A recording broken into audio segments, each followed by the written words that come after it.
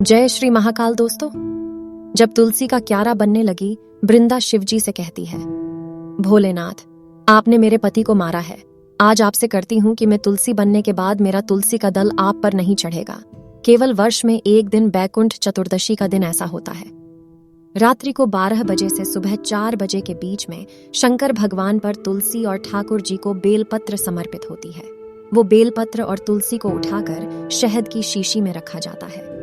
शहद की शीशी में उसको रखकर जो बच्चा पढ़ने में कमजोर हो, बुद्धि में कमजोर हो, जिसकी चंचल प्रवृत्ति हो या मन पढ़ाई में स्थिर नहीं हो रहा हो, उसको 1 महीने तक वह शहद हटाया जाता। 1 महीने से ज्यादा नहीं। न कई लोगों का जो दिमाग कम नहीं करता, बुद्धि विवेक काम नहीं करता, उसके लिए भी पहले वर्णन करा है।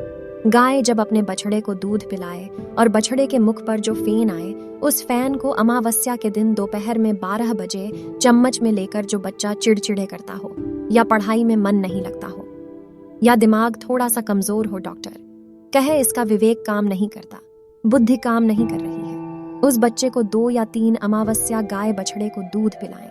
बछड़े के मुंह पर जो फैन आता है, वह फैन उस बच्चे को पिला दिया जाए तो बच्चा विद्वान होता है। उसका विवेक कम काम करना प्रबल हो जाता है।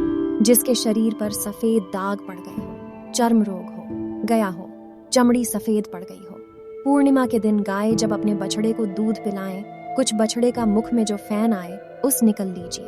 पूर्णिमा की रात्रि को 12 बजे शरीर में जहां जहां पर सफेद दाग पड़ गए, उन चमड़ी सफेद हो गई हो तो जगह पर लगा लीजिए। चंद्रमा की रोशनी में कम से कम आधा घंटा बैठ जाइए और बैठने के बाद में उसके बाद में फिर स्नान कर लीजिए।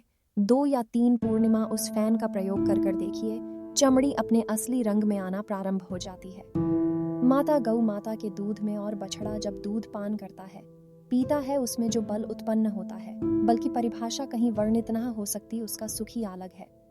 आप उसको अपने जीवन में उतार सकते हैं, आप उसको अपने जीवन में रख सकते हैं, सार्थकता उत्पन्न कर सकते हैं। शिव महापुराण की कथा करती है और निवेदन फिर निवेदन है, हमारा प्रयास करिए अपने जीवन में कि गौ माता की सेवा करें। बन सके यह जरूरी नहीं है कि हम गायों को अपने घर में रख नहीं पा रहे हो तो हम रखें, यह भी जरूरी है। हम तो कहते हैं जितना बन सके बस इतना प्रयास करो कि पॉलीथीन का प्रयोग कम करें है, जिससे वह पॉलीथीन का कचरा गौ माता के मुख में न जाए, इसका प्रयास किए। प्रिय गायों को सुरक्षा हो और वह स्वस्थ है। श्री शिवाय नमस्तुभ्यं।